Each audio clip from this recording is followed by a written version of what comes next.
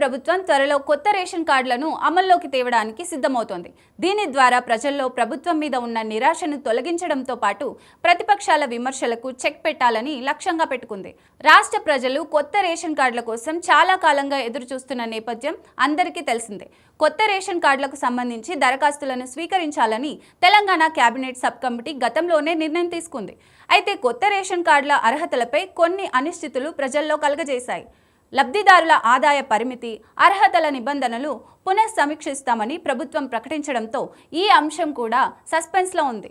అర్హతలపై కొత్త మార్గదర్శకాలు, ప్రభుత్వం ప్రకటించిన తాజా సమాచారం ప్రకారం వార్షిక ఆదాయ పరిమితి గ్రామీణ ప్రాంతాల్లో 1,50,000 లోపు, పట్టణ ప్రాంతాల్లో 2 లక్షల లోపు, భూమి పరిమితి తడి భూమి 3.5 ఎకరాల లోపు, మెట్ట భూమి 7.5 ఎకరాల లోపు ఉండాలి.